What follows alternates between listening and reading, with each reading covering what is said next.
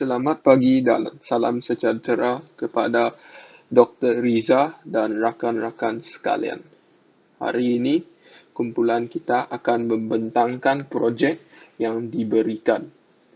Tajuk kita adalah etika profesional dalam bidang kejuruteraan. Kumpulan kita terdiri daripada 7 orang.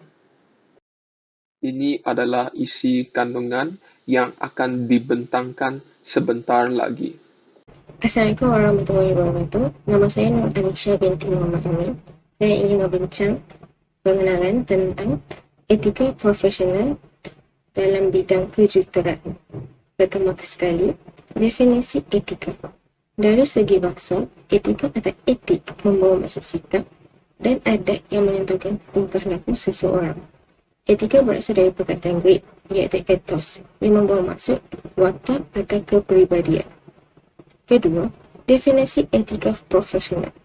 Ia adalah set peraturan untuk etika digunakan dalam pembangunan aktiviti kerja. Ketiga, definisi etika kejuruteraan.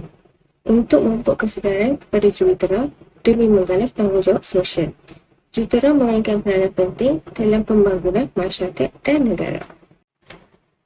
Terdapat beberapa etika pekerjaan dalam bidang kejuruteraan. Yang pertama, bertindak matang dan profesional.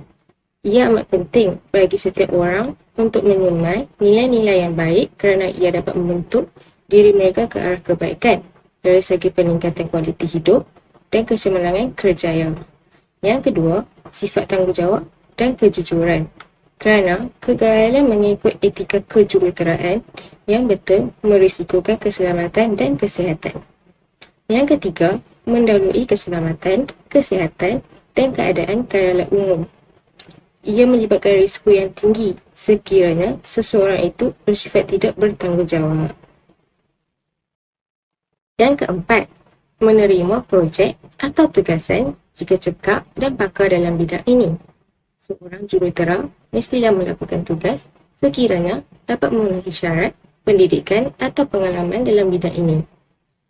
Terakhir, mengeluarkan pernyataan awam dengan objektif. Jurutera tidak boleh berkata mengikut emosi atau gerak hati.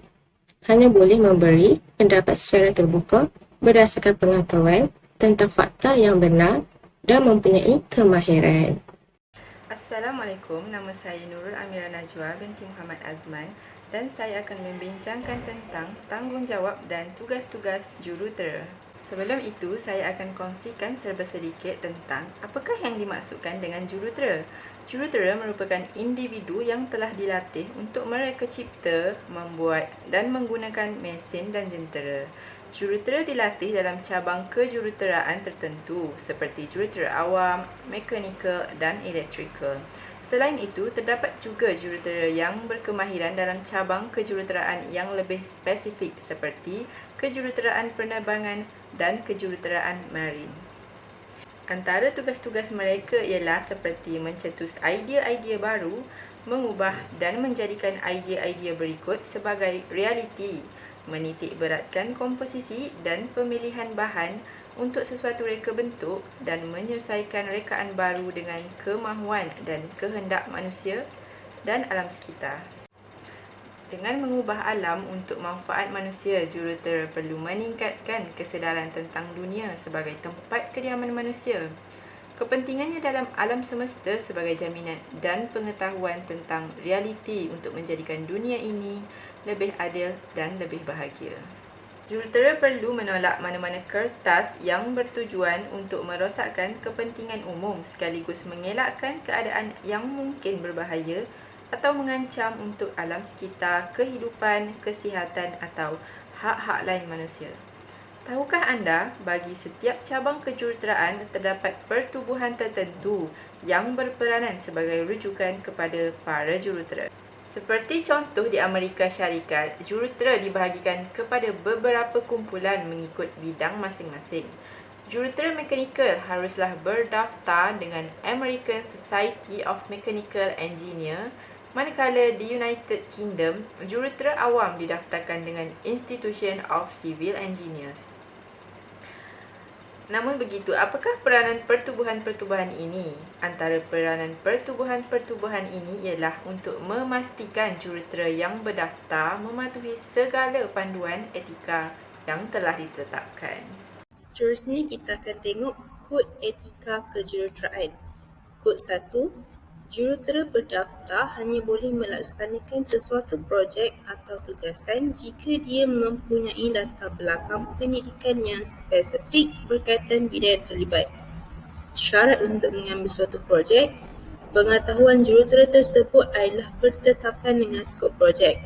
Kenyataan ini memberi maksud bahawa seorang jurutera dia ingin mengambil sesuatu projek ataupun ingin mengendalikan sesuatu projek hendaklah mempunyai skop pembelajaran ataupun pengetahuan yang bertetapan dengan kehendak projek tersebut.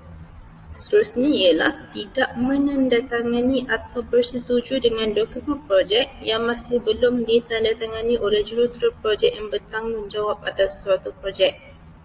Ini memberi maksud bahawa seorang jurutera yang ingin menandatangani suatu projek perlulah memastikan projek tersebut telah pun ditandatangani oleh pihak atasan ataupun jurutera yang atasan yang bertanggungjawab untuk mengendalikan projek tersebut.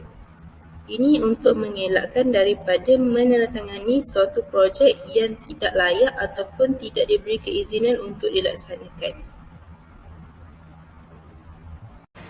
Seterusnya saya akan meneruskan pembentangan kami dengan kod etika kejuruteraan yang kedua, iaitu jurutera perlu mengekalkan kreativiti dan produktiviti serta mengamalkan sikap yang profesional ketika menjalankan tugas mereka.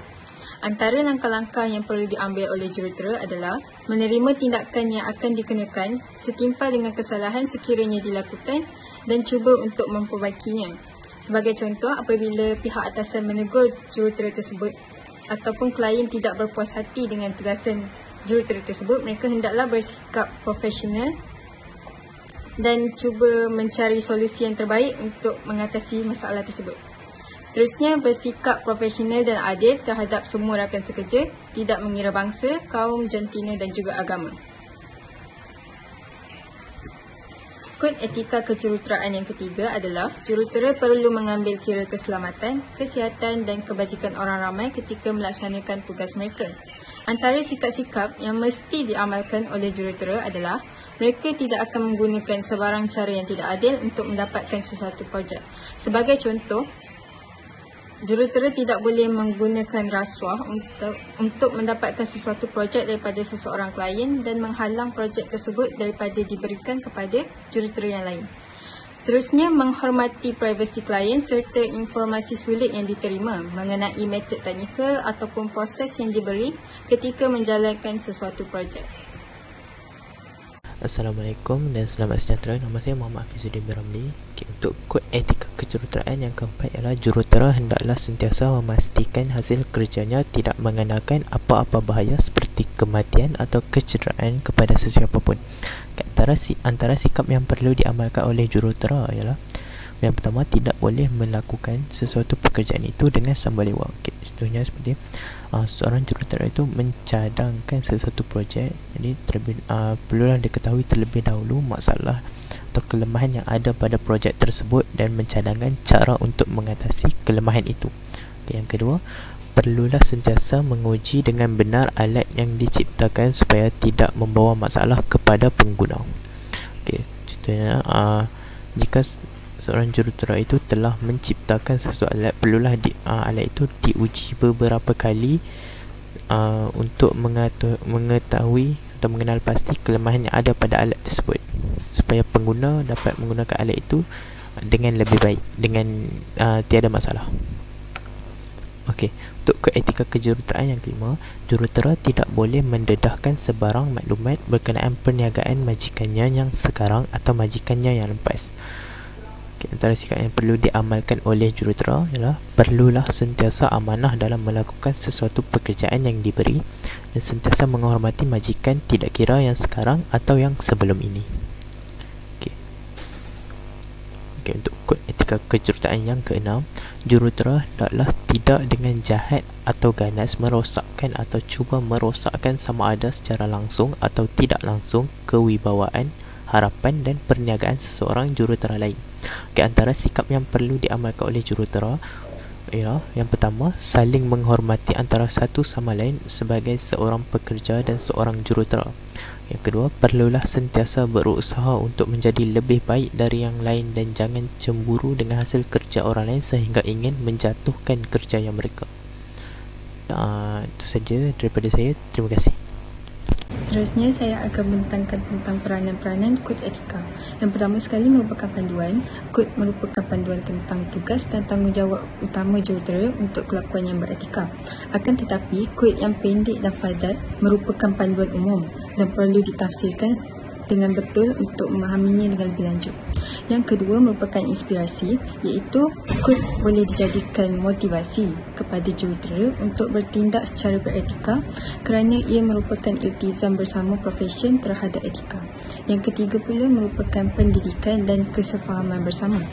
Kod etika ini boleh digunakan oleh persatuan profesional di dalam kelas untuk menggalakkan perbincangan tentang isu-isu moral. Selain itu, kod juga boleh menggalakkan kesefahaman bersama di kalangan profesional, masyarakat dan kerajaan tentang tanggungjawab moral jurutera. Selamat sejahtera semua. Sekarang saya akan menerangkan tentang kepentingan etika kejuruteraan. Kepentingan ini telah dibahagikan kepada 3 aspek, iaitu aspek individu, masyarakat dan negara. Jadi kalau kita tengok dari aspek individu, kita dapat meningkatkan imej profesion dalam kalangan orang ramai. Kenapa? Contohlah sekarang ni kita seorang jurutera yang etika dan berprofesional. Sudah tentulah peniaga yang terkenal akan cari kita untuk membuat perniagaan.